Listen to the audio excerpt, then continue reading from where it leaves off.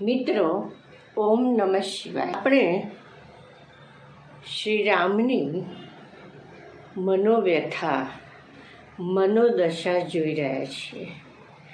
એ પોતે પોતાના મનની વેદના કહી રહ્યા છે, જે આપણે બધાની જ છે, જે આપણે ગઈ વખતે જોયેલું. એમાં આપણે આગળ જઈએ. એમણે એમ કહ્યું કે અરે, આ તો દુઃખની વાત છે કે જેમ વનમાં મૂઢ મૃગલા ઝાંઝવાના ખોટા જળથી ઘણે દૂર સુધી ખેંચાય છે, તેમ આપણે હૈયા ફૂટ્યા આ સંસારમાં ખોટા પદાર્થોથી ખેંચાઈએ છીએ. હવે આ બહુ જ અગત્યનું છે. એમણે એમ કહ્યું કે જેમ વનમાં મૂઢ મૃગલા ઝાંઝવાના ખોટા જળથી ઘણે દૂર સુધી ખેંચાય છે, તેમ આપણે હૈયા ફૂટ્યા આ સંસારમાં ખોટા પદાર્થોથી ખેંચાઈએ છીએ. તો આપણે મૃગજળ વિશે તો સાંભળ્યું છે કે દૂરથી જ દેખાય, પાસે જઈએ તો કંઈ જ નહીં. તો દૂરથી દેખાય અને આપણને પાણીની તરસ પણ લાગે, અને એમને પણ પાણીની તરસ લાગી હોય તો આપણને એમ થાય કે આ રહ્યું પાણી, આ રહ્યું પાણી, અને આપણે એની નજીક જઈએ અને એમાંથી કંઈ પ્રાપ્ત ના થાય. એમ આપણે બધા જે પણ કંઈ વસ્તુ, વ્યક્તિ, વિષય અને પદાર્થ એને જોઈએ છે, એના વિશે સાંભળીએ છીએ તો આપણને એમ થાય છે કે ખરેખર આમાંથી મને સુખ મળશે. પણ જેમ જેમ આપણે એની નજીક જઈએ અને એને પ્રાપ્ત કરીએ અને ભોગવીએ તો ખરેખર જે સુખ મળવું જોઈએ એ એમાંથી મળતું નથી, અને આપણે બધા પછી બીજા કોઈ પદાર્થને પકડવા જઈએ છીએ. તો આપણે હૈયા ફૂટ્યા ખોટા પદાર્થોથી ખેંચાઈએ છીએ કે એકમાંથી ના મળે, બીજામાંથી ના મળે, ત્રીજામાંથી ના મળે તો પણ આપણે અટકતા નથી. હજુ વધારે, હજુ વધારે, હજુ વધારે એમ જ આપણને થયા કરે છે. તો આપણે ખેંચાઈએ છીએ, એમાં ને એમાં જ રહીએ છીએ. એમ કરતાં મિત્રો આપણી જિંદગી પસાર થાય છે, આયુષ્ય પૂરું થઈ જાય છે. આપણે કોઈ જાણતા નથી કે આપણને કેટલું આયુષ્ય પ્રાપ્ત થયું છે આ શરીરને, અને અંતે ક્યારે પણ આ શરીરનું મૃત્યુ થવાનું છે, અને પછી એ મૃત્યુની પળ આવી જાય છે. એટલે શ્રી રામ એમ કહે છે કે આ તો દુઃખની વાત છે કે જેમ વનમાં મૂઢ મૃગલા ઝાંઝવાના ખોટા જળથી ઘણે દૂર સુધી ખેંચાય છે, તેમ આપણે હૈયા ફૂટ્યા ખોટા પદાર્થોથી ખેંચાઈએ છીએ.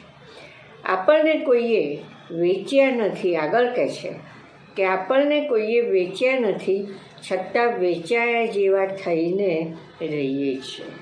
આપણે જાણે કોઈના બંધાઈ ગયા હોય, કોઈના થઈ ગયા હોય, અને આપણે કંઈ જ બોલી ના શકીએ, કંઈ કરી ના શકીએ, અને એમ થાય કે આટલું તો કરવું જ પડશે, આમ તો મારે કરવું જ પડશે, આ નહીં કરવું તો.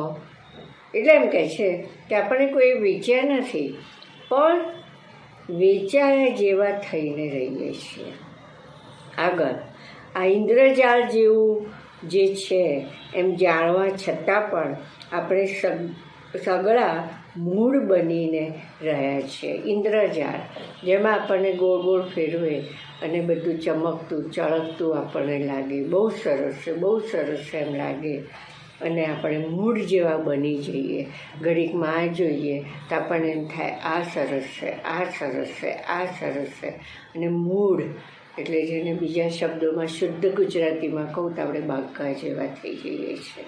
આગળ આ પ્રમાણે પ્રપંચમાં સો સાર, બાકી આ તો આપણે બધા બંધાયા છીએ એમ અમસ્તા જ મોંથી માનીને બેઠા છીએ. બસ મેં આગળ કહ્યું એમ કે આ તો મારે કરવું જ પડશે, આ નહીં કરું તો શું થશે, આમને કેવું લાગશે, અને પછી આવા આપણને જે પ્રશ્ન થાય છે. એટલે કહે છે કે આ તો આપણે બધા જ બંધાઈ ગયા છે, એમ અમસ્તા મોહથી આપણે માનીને બેઠા છે. આ મોહરૂપી જે આપણી અંદર બંધન આવ્યું છે એટલું બધું સખત છે કે આપણે એને સમજી શકતા નથી, કારણ કે આપણે કોઈ જાતનો વિચાર કરતા નથી, આપણે નિરીક્ષણ કરતા નથી અને એમાં ને એમાં રહીએ છીએ. આગળ અરે આ તો ઘણા સમયે જાણવામાં આવ્યું કે મૂળ મૃગલાઓ જેમ ખાડામાં પડે છે તેમ આપણે નિરર્થક જ મોહરૂપી ખાડામાં પડ્યા છીએ. બસ આવી ગયું મુખ્ય વસ્તુ કે આ મોહરૂપી ખાડામાં આપણે પડી ગયા છે. એમાંથી આપણે નીકળવા માંગીએ તો આપણને રસ્તો નથી દેખાતો કે શરૂઆત ક્યાંથી કરીએ અને કેવી રીતે કરીએ. હું કોણ છું? આ દ્રશ્ય પદાર્થ શું છે? શા માટે તે આવેલા છે? મારે રાજ્ય અને ભોગો સાથે શો સંબંધ છે? જે ખોટું છે તે ખોટું જ છે અને ખોટાની સાથે કોઈને કંઈ જ લાગતું વળગતું નથી. ફરીથી કહું છું કે હું કોણ છું? આ દ્રશ્ય પદાર્થો સાથે મારે શું સંબંધ છે? એ શા માટે આવેલા છે? આ ભોગ સાથે મારે શું સંબંધ છે? આ રાજ્ય, એમણે પોતાનું જે રાજ્ય હતું એની સાથે શું સંબંધ છે? જે ખોટું છે એ ખોટું જ છે અને ખોટાની સાથે કોઈને કંઈ જ લાગતું વળગતું નથી. ત્યારે આપણને પ્રશ્ન નથી થતો કે હું કોણ છું? આ જે દેખાય છે તે શું છે? આ જે અનુભવનાર છે તે કોણ છે? તો આ પ્રશ્ન આપણને થતા નથી. અને આ જે પણ કંઈ દેખાય છે બધાને એક સરખું દેખાતું નથી.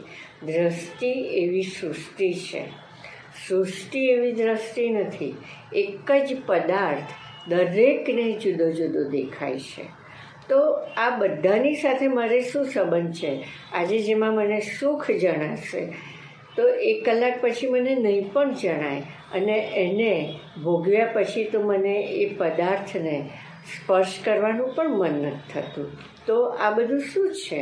મારે એની સાથે શું સંબંધ છે? હકીકતમાં આ બધું જ ખોટું છે. મારે કંઈ જ લાગતું વળગતું નથી. આમ વિચારતા આગળ જઈએ.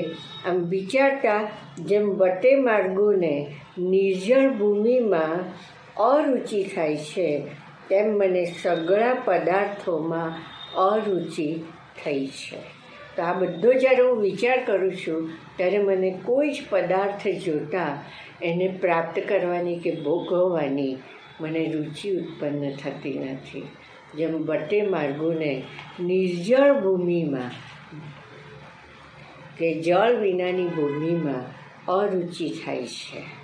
એને પાણી પીવું હોય પણ પાણી જ ના હોય તો મારે ખરેખર જે જોઈએ છે એ કશું જ આમાં રહેલું નથી. મને અરુચિ થઈ છે. આગળ, હે ભગવાન, મને આપ કહેશો કે ઇન્દ્રજાળ જેવું આ જગત શા કારણથી ઉત્પન્ન થાય છે અને શા કારણથી વધે છે અને શા કારણથી નાશ પામે છે? આ જગતમાં જે ઉત્પત્તિ, સ્થિતિ અને લય એ શા કારણથી છે એ આપ મને કહેશો. જગતમાં જન્મ, જરા, મરણ, સંપત્તિ અને વિપત્તિ આદિ અનેક અનર્થો વારંવાર પ્રગટ થાય છે, તિરોહિત થાય છે અને પછી પાછા વધે છે. આ જગતમાં જન્મ પણ થાય છે, જરા એટલે વૃદ્ધાવસ્થા પણ આવે છે, મૃત્યુ પણ થાય છે, સંપત્તિ પણ પ્રાપ્ત થાય છે અને વિપત્તિ એટલે દુઃખ પણ આવે છે. તો આ અનર્થો જે છે એ વારંવાર પ્રગટ થાય છે, આવે છે અને જાય છે અને પાછા વધે છે. જેમ જૂનું વૃક્ષ પોતાની બખોલમાં રહેલા ઉગ્ર અગ્નિથી તપી જાય છે તેમ હું પણ આ દુઃખ શી રીતે નાશ પામે એ ચિંતાથી તપી ગયો છું. જૂનું જે વૃક્ષ હોય એમાં બખોલ હોય એટલે કે આખું મોટું આમ જેને કહે ને કે મોટું અંદર કાણું હોય અને એની અંદર તાપ આવે એટલે એનાથી એ તપી જાય છે. તો આ જે જગત છે એમાં હું પોતે જે છું તે તપી ગયો છું. તમે મને કહો એટલે કે તપી ગયો છું એટલે ચિંતાથી તપી ગયો છું કે આ દુઃખ હવે શી રીતે નાશ પામે. આ રાજ્ય સંબંધી સંપત્તિઓ કેવળ ઠગારી જ છે, મનની વૃત્તિને મૂંઝાવી દેનારી છે, ગુણોના સમૂહને તોડનારી છે અને દુઃખના સમૂહને આપનારી છે. જે પણ કંઈ સંપત્તિ વ્યક્તિની પાસે આવે છે એ ઠગારી છે.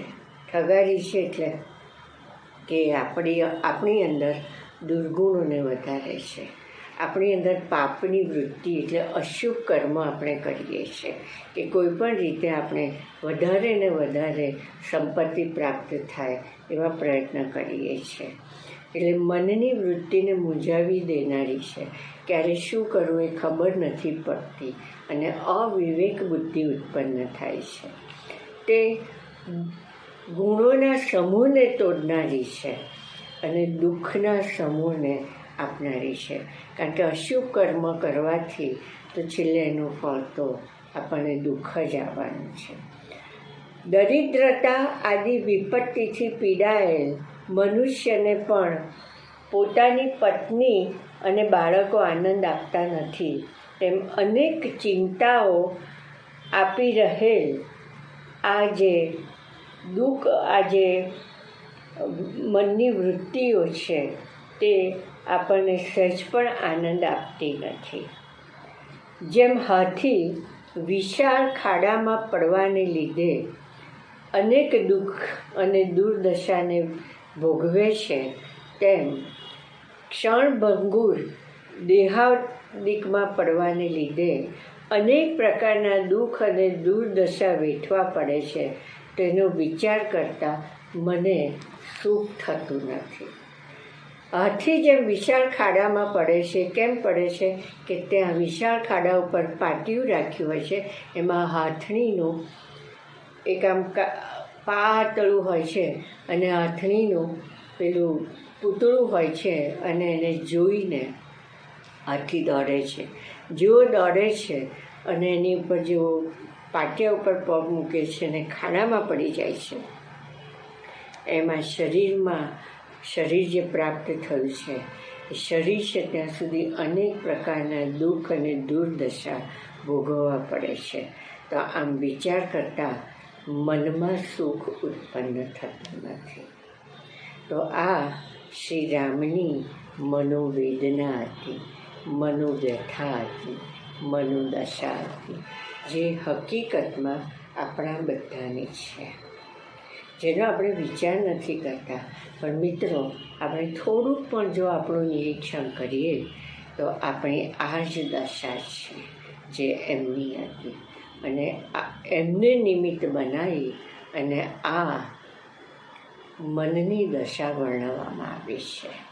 મને એમ લાગે છે કે મિત્રો, આ સાંભળતા તમે ચોક્કસ નિરીક્ષણ કરશો અને તમે આત્મવિચાર કરશો, તમે મંથન કરશો, તમે મનન કરશો. તો હું અહીં સુધી રાખું છું. ઓમ નમઃ શિવાય.